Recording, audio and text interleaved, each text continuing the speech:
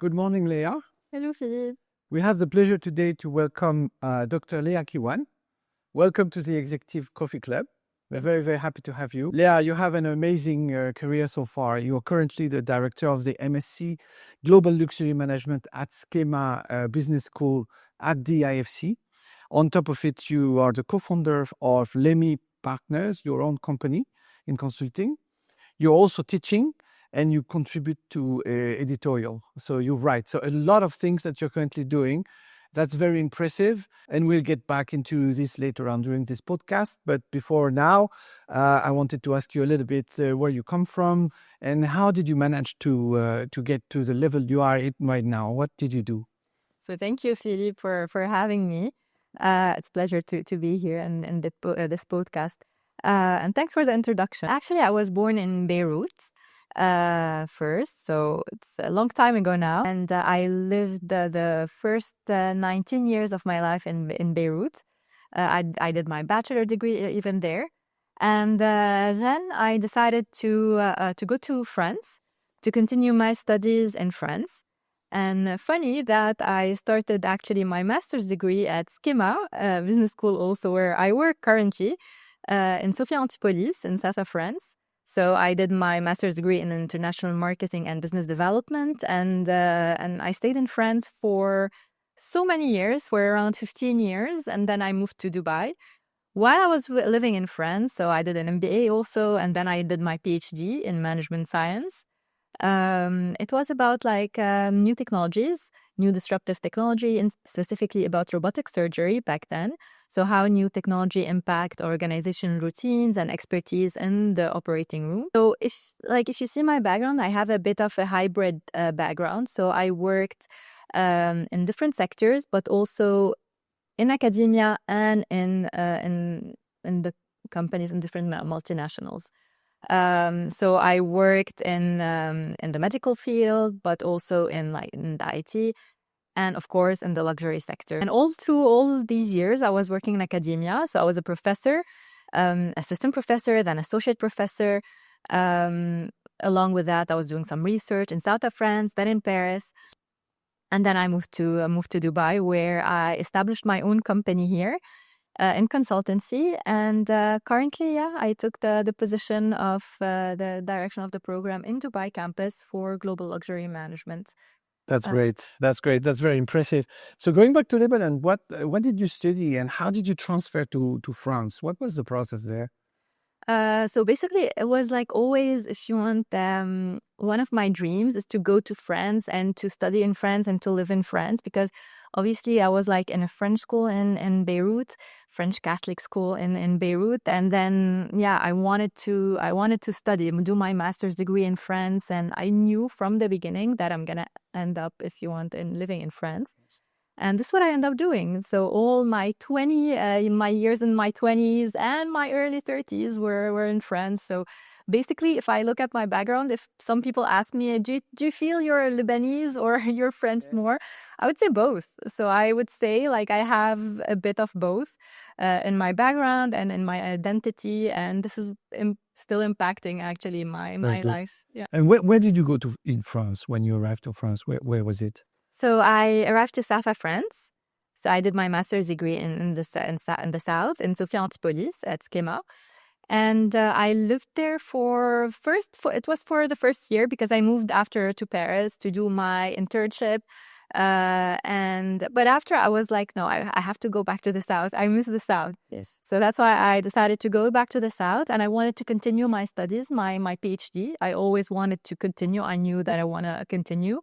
So I moved back to the south and I did my PhD at the University of Nice in management science, so about new technologies. And I was teaching in parallel also. So I was teaching in different universities in the south, marketing specifically. That's it. So the topic of your PhD was related to robotics in the surgery and medical and hospital environment, correct? Yes. So my PhD, even though I was my background is a bit in marketing, but I was fascinated also by new technologies. And back then when I started my PhD, it was 2011-12. So everything related to new technology is one thing, not like today. So AI nowadays is every week there's something new. Back then, it wasn't the case, right? So I was fascinated by this aspect of new technology, and I was thinking that, yeah, there's future there. So I wanted to dig in deeper into that aspect, along with my expertise in marketing. So robots today are really at the heart also of the technological development. Did you study how robots can operate us? So basically, I wouldn't say it like this mainly, but it's a more the human factor. So I'm not a doctor, a medical doctor, but I wanted to study actually the impact of this robotic system on the expertise and organization routine. So from human perspective or human factor aspect. So I was in the operating room with the nurses, the doctors, observing how they are doing things. So the old routines, how they are without this robotic system versus when they use it and the difference between them. So during the 4 years, I was in the OR observing what they are doing and seeing the impact of this new technology on their behavior. So what was it? Did it help, this new technology? It helped to some extent because the robotic system wasn't there to replace the human touch, the doctors or the nurses. It was there to assist them while they operating. Okay. So we back then it was also the acceptance of this was not like today. Okay. So today, if you don't have a knowledge in robotics or in new technologies, you're kind of you're missing out. Okay. Right, and you're behind. Before it wasn't the case. Before we used to see a lot of fights against this system. So a lot of surgeons weren't accepting that this exists. You see, so we see the difference of acceptance and adoption. Is there some ethical boundaries there? As in, for example, from a patient point of view, are they, for example, aware that part of the operation will be assisted by robots? Yeah, the surgeon, the patient knows that, and they sign even a consent over this. Okay. But in the same time, the robotic system is not doing the operation. So the surgeon is operating via the console in the same operating room. So he's manipulating the robotic system. It's not totally, it's semi-directed. So the surgeon is doing all the work at the end of the day. And when the surgeon sees that, for example, there's a problem with the robotic system or with the tools, automatically they will switch to the old routines that they are using. I see. Okay, very interesting. But at the same time, you were doing your marketing studies, as well as you were developing a passion for luxury, right? Yeah. So how would you kind of, derive and transfer that expertise that you developed during the PhD into your passion for marketing and your passion for luxury? So basically, I would say there's a lot of common points between all of these sectors. And if you look around nowadays, in the luxury sector, they are trying to have people coming from different sectors. So you see, like now the CEOs in different maisons, they are coming from other sectors actually, because they want this new touch and this thinking outside of the box aspect. And I think working in different fields or sectors helped me throughout my career. For example, if I want to compare the medical field and luxury, there is a lot of common points. So how the attention to details, how meticulous these two sectors are. Any fault or any mistake can lead to large consequences, right? So we see in the luxury sector, like it's really important to be to have this emotional intelligence. Same thing in the medical sector. So there's a lot of commonalities and common points between these two that I think coming from other sector is a positive thing nowadays, especially. Of course. And can you tell us a little bit more about this MSc in Global Luxury Management? So the MSc Global Luxury Management at SKEMA, the students can do it in 1 year or 2 years, depending on their background, of course. In Dubai specifically, we have a partnership with LVMH in the first semester. So it's focused on retail. So the whole MSc is mainly focused on retail in Dubai because we have also the MSc that is between Paris and New York. The focus is a bit different, so more on marketing. The one in Dubai that I'm leading now, so we have this partnership with LVMH. So at the end of the first semester, the students will have a certificate from LVMH regarding retail excellence. So what I can tell you about it is that it's forged with industry experience. So we're having a lot of industry experts coming to the classrooms, co-creating even some of the classes, doing challenges with the students, because we wanted this master's to be different than what is present in the market. And what do you think LVMH is expecting from that kind of partnership?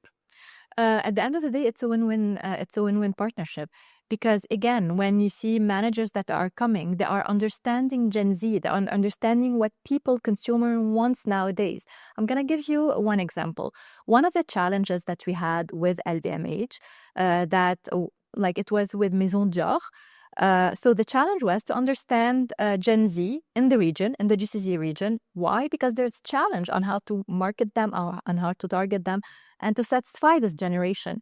Because as you know, the luxury sector nowadays is not comparable to how it was a couple of years back, right? And they wanted to understand the Gen Z. Why there's a lack of interest, not lack, but like less interest of Gen Z. So this was a challenge that Jor proposed to the students, and they worked on it during the first semester. And at the end, they presented their recommendations to Jor team, and they were really positively impressed by all the recommendations and ideas of the students. We were really proud of them. That's amazing. And how do you locate a little bit Dubai within that industry? Do you see Dubai as one regional center of luxury? I would say in the region, yes. So Dubai is like one of the, if you want, central countries in the region, the GCC region and the Middle East region. A lot of things are happening here. If I want to compare the luxury sector here versus to Europe, to the US or elsewhere, it's different, of course. Of course, it's different, and how we deal with a client is totally different.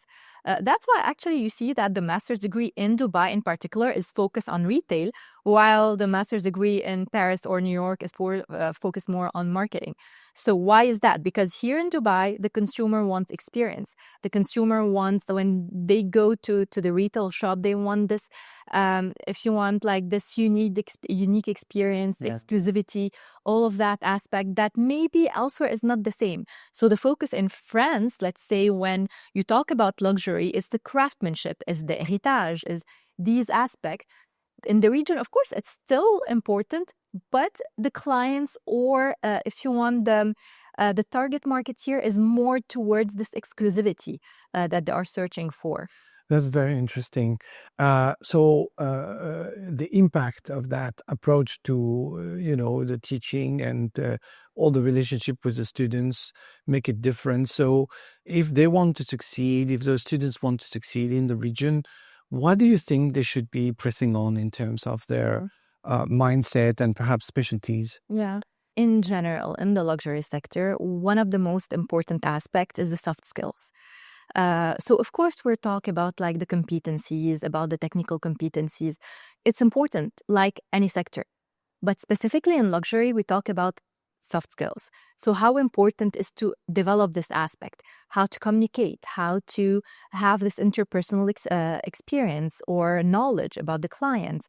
That's why even you see there's a lot of managers, for example, in GOM, like in all of the maisons, big maisons that starts in retail. Start like working in a retail shop, and then they expand. And these are, if you want, the ones that will succeed because they are facing the clients directly, and they will understand the client, and they will know how to target them later on and put strategic, if you want, a plan afterwards. So I have a tough question for you. So for me, learning technique and the marketing, even science can be learned because those are tangible courses. But how do you learn soft skills? How do you improve your soft skills? So basically, it's all about when you test yourself, when you get used to things, you're gonna know better. So by experience. By experience. So for example, I'll give you an example. To go back to the example that I gave you previously about like the challenge that we did with the students, or the other challenge that we're gonna keep doing second semester. So basically, we want them to pitch their ideas from a business perspective, not academic perspective. What do I mean by this? You have, let's say, 7 minutes. Tell me, what do you recommend? What's your strategy? And this is different because before we used to tell the students, okay, come present me your ideas or recommendations, present all the tools that you have, and during 15 minutes or even more. Now, no, it's different. So we're telling them, okay, pitch me your idea just in 7 minutes. Tell me what you're recommending. Go straight to the point from a business perspective. And this is how we let them get used to the real world after. Because after, I know from my clients even, like when you present an idea, sometimes they are, okay, you know what, we don't like your idea. Or yeah, tell me more. So we see it directly. Yes. And how important storytelling is. So storytelling is one of the soft skills that's important also, right? So, and it's important also to work on that. No, it's very important. So one question we had was, how did you transition from high tech and innovation into luxury? So I was always working and taking projects in marketing. So I work in different areas in marketing, in the marketing department or CRM. And then while I was doing, if you want, or working in academia for the past 15 years, I was in Paris and I started having projects as a freelancer in the luxury sector. And I've been always attracted to this sector, but I wasn't working in it for a long time, but I wanted to. And I started doing projects as a freelancer and taking projects, for example, for clients that want to come get established in the GCC, help them actually have this 360-degree vision on how to get established here from the marketing perspective, from the digital transformation perspective. So I was helping them in the strategy aspect. And if they want the operational side, of course, I would help them. So I started doing that while I was in Paris. In parallel, I was still in academia. And then when I moved to Dubai, I decided, you know what, why not actually, instead of being a freelancer, coming up with my own company, registering my company here. And this is what I did with my business partner. And officially, we registered our company and we started taking project, if you want, officially under our company in the luxury. So Léa, tell us a little bit about your company. Your role as a consulting company, what added value you bring to your clients, everything. So our company, LÉMI Partners, I registered this company actually a couple of years back with my business partner. She's based between Italy and here in Dubai.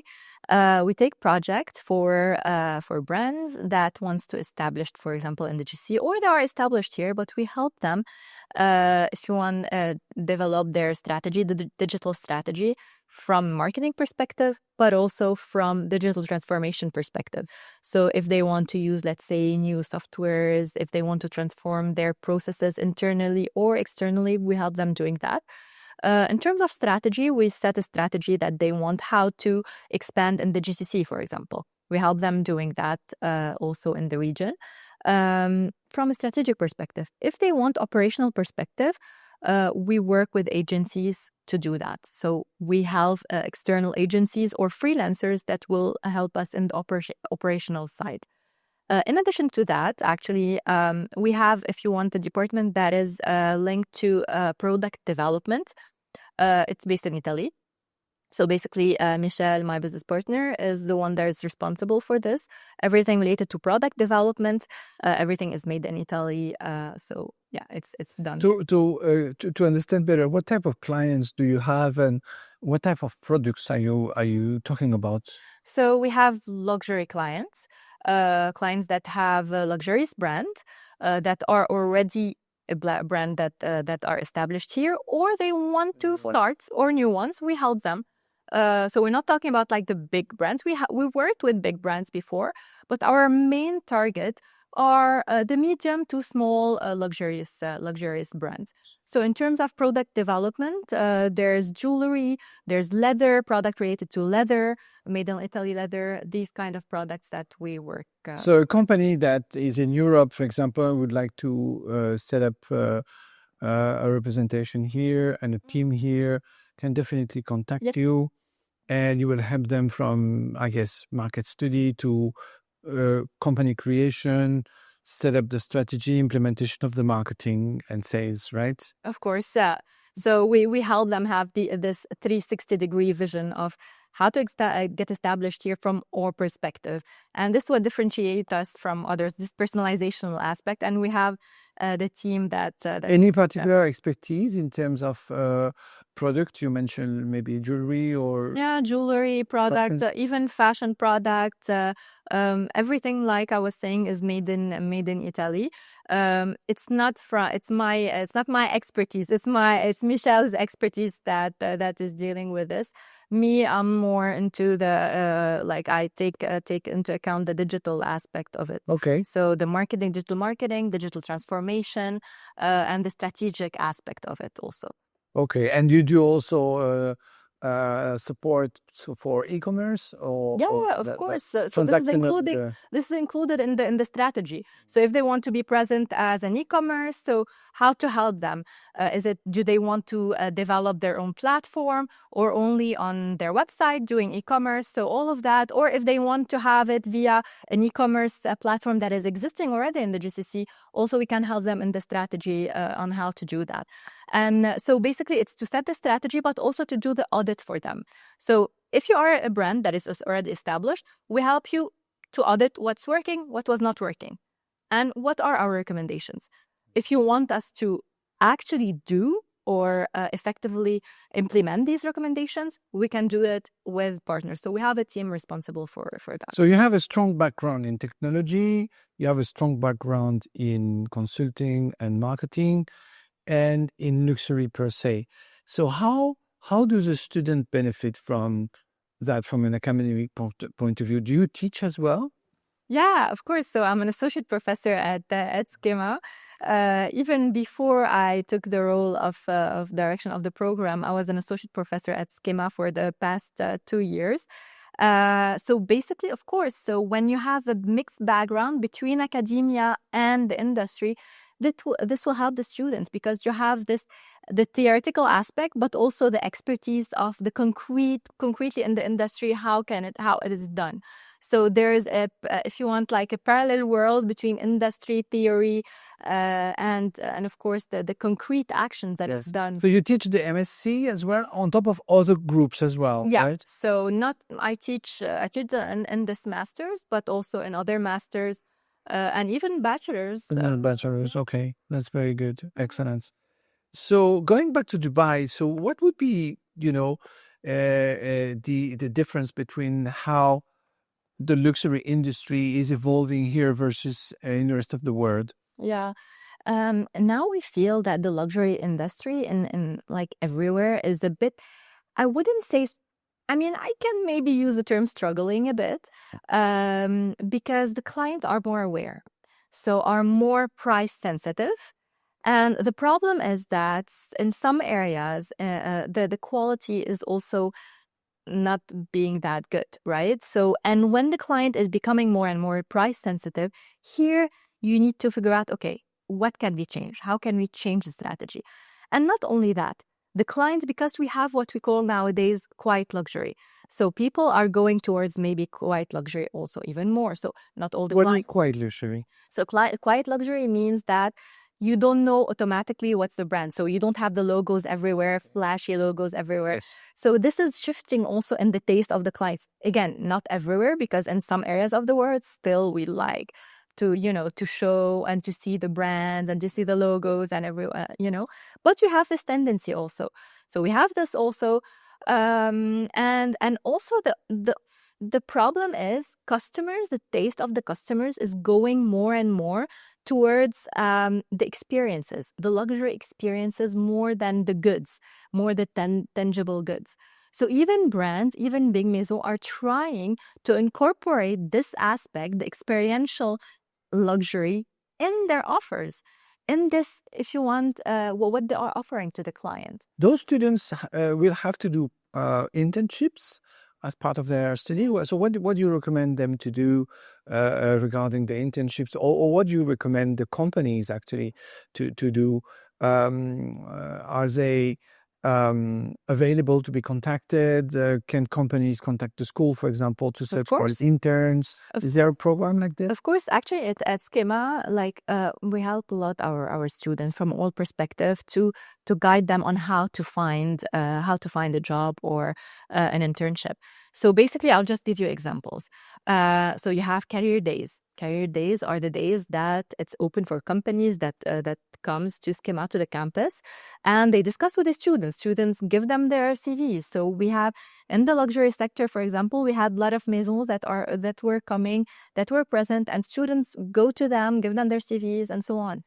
Other than career days, we have talent and careers. So this is a couple of days, where the students work on their soft skills, work on their communication, work on how to enhance their CVs. And all of that, it's part of also to guide them on how to find an internship. And in the luxury specifically, if you want the master's degree, what we did in the first semester is speed dating. Yes. Yeah, it was really actually nice and important aspect, because also it's linked to the soft skills, where the students were face to face with HR from all the maisons, from LVMH, and they are under the concept of speed dating. So they are discussing with them one after the other, and it was really interesting because we saw how this will even empower them and will let them gain in confidence on how to discuss with HR and how to present themselves and introduce themselves. And that speed dating was to seek for internship or for a job, or how was it? So the speed dating, it was at the beginning of the semester. We're gonna have more and more throughout the year, and maybe after shifted more toward the second semester. But if you want, the purpose is the soft skills, to put them in contact with the HR representatives of the maison. And of course, to work on the communication skills, how to present yourself. Yes. It's interesting because a few years back, Dubai didn't really have any very high quality offering regarding, that kind of advanced studies in business. Do you see a shift there and can you talk a little bit about your views? You've seen the evolution, right? So basically, if I describe Dubai a couple of years back, I was going back and forth a lot, even before I really moved officially to Dubai. I noticed a lot of shift, of course. Even if you see all the universities, the business schools that are now based in Dubai, it's not comparable to a couple of years back. Yes. Before, it wasn't a destination by choice for academia. It was when you wanna do your master's degree, you used to travel. You used to go to Europe, to the US, anywhere else in the world to do your master's degree. Now, no, it's shifting. Now, students want to come here to study. In terms of bachelor's or master's degree, that's why you see that in the past couple of years, a lot of universities and business schools are coming. Yes. For example, SKEMA and other... So they come from other regions. They would come from Asia, they would come from India, they would come from Europe. I know that some students come from France, other students come from even China or Japan. You have a few of them. From everywhere. So do you see more and more Dubai becoming a hub of education? Yes. And even in the like I was saying that I noticed even the level that is going up, even in academia.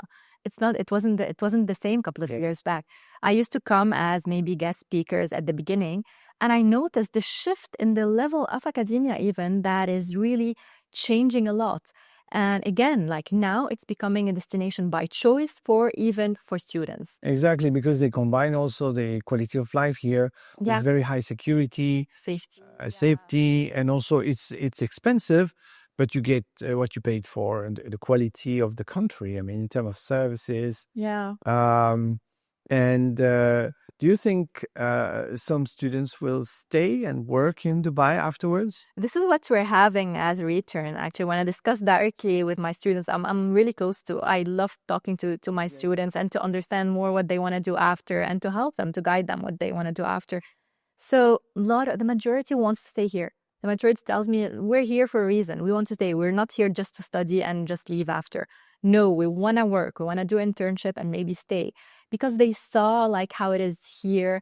They loved it here. And even some students were supposed to come maybe for one semester and end up doing the whole year here because they love the environment. They love like the study, the level here, the lifestyle even, if you want. And they see themselves working. Typically, what type of positions can they kind of target or expect to have here in a local company in the luxury sector?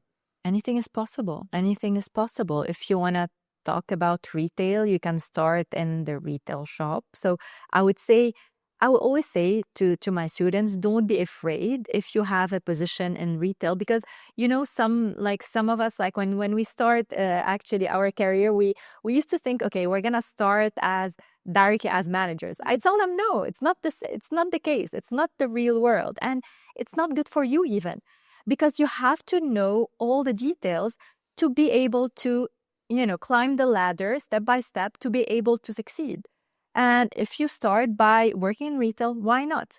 If you have an internship in the office, also why not? So it depends what they want. It depends what they are searching for, and their career path, what their vision for their career. We can guide them through. Exactly. Yeah. So is it broad, as in embracing also not only products, but also maybe hospitality, luxury, and maybe travel retail, or all of that, right? Because we tend to, now we talked a lot about the maison since we had the partnership in the first semester with LVMH, but when we talked about luxury, it's not only about the big maison, right?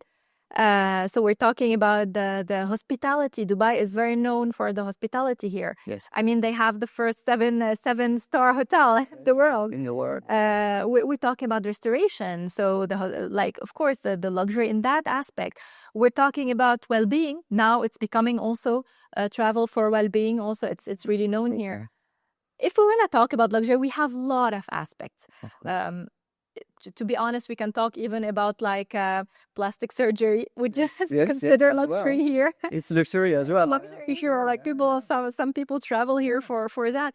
But when we talk about luxury, it's all of these, and also automotive. We talk about that. So in the second semester, for example, we're gonna have these. We have challenges in hospitalities. We have challenges in automotive. So I think this episode will be out when students will discover what they... Okay, we won't talk about it, but yeah, that's very interesting, actually. I'm curious to see what they will do. That's very interesting. A few quick questions, fired chat questions. What is a question your students ask you today that they did not ask 5 years ago? So I think the students are afraid that if their job or position will be relevant in a couple of years. So some of them will ask, okay, is the technology will replace what we're going to do?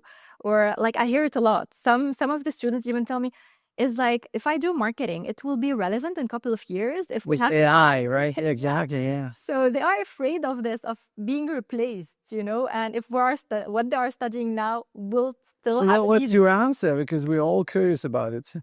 I think it will never replace. It will be there as a tool that will help, that will guide people with their work, but it will never replace. We're not there yet. It lacks a lot of things. So, okay, yeah. We'll see. Maybe it's going to be a luxury AI as well. Maybe. Itself. What is a trend in luxury that you personally find overhyped or misunderstood?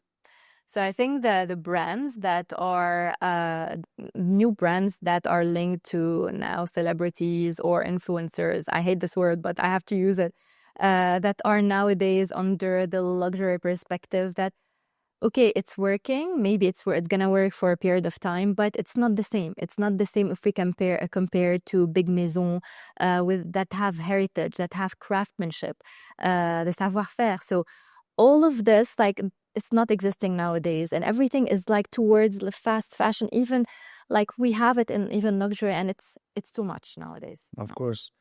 Another one. If you were starting your career again today, what would you do differently? Yeah. It's an interesting question, because we all think that if we lived again or relived our life, what would change? And we start thinking that I would do that maybe, or start in that field from the beginning. I used to say this. I used to say that, you know what? No, maybe I would have started in the luxury sector from the beginning of my career. But now if I look back and retrospective, I would say I wouldn't change anything.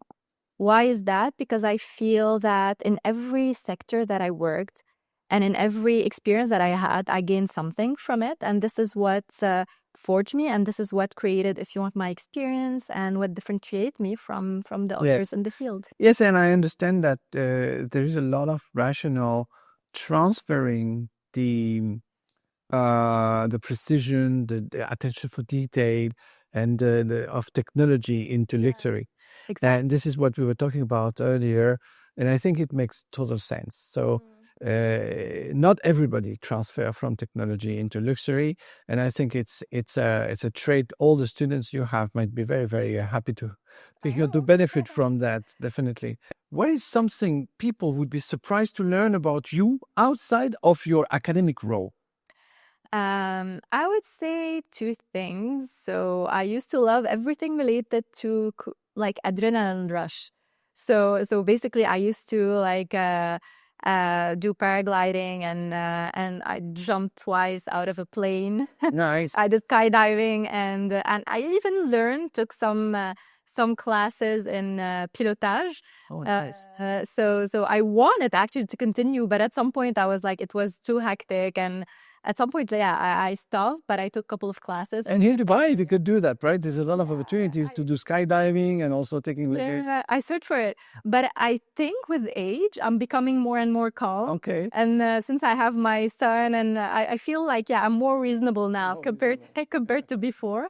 And I have another point, actually. It's funny, but I have something called misophonia. I don't know if you know about it. I don't know about it. That like small noises are annoying for me. Oh. So when it's really funny because like my husband is annoyed a bit of me, but I get annoyed with like, so when people like, let's say, eat in a specific way, or small noises that are repetitive. It's just it can be annoying since I was a kid. Like in the car when there is a small noise somewhere and that bothering you, or is it from people? From anything. From anything. Okay. It's called misophonia, and it triggers you. It triggers you. Yeah, it triggers you since I was a kid. That's interesting. Yeah. So the students might know that. So then I overshared now, but okay. So nobody is moving actually. They're all behaving. That's good. Much. To close, what advice would you give to your younger self, at the very beginning of your journey? I know you don't want to change things, but maybe if you had to talk to yourself, what would you say? I would say don't be hard on yourself, and don't be afraid. So don't be afraid of experiencing. Don't be afraid of trying new things, and because of course like the opportunities is outside of your comfort zone. So I would definitely say this to myself, and don't have this imposter feeling a lot. Because I felt it at some point in my life, and don't be afraid. You can do it. How do you fight that? Imposter syndrome. How do you fight that? Like all of us, we have it at some point in our lives, right? So when you are working and sometimes you're like, okay, am I really good at this? And you start questioning but it's good. I find it's a good thing when you question yourself, because this is when you're gonna excel and when you're gonna perfect what you're doing. Absolutely. Yeah. Dr. Léa, thank you so much for being here. Thank you for having me. It was a pleasure. It was a real pleasure. Thank you.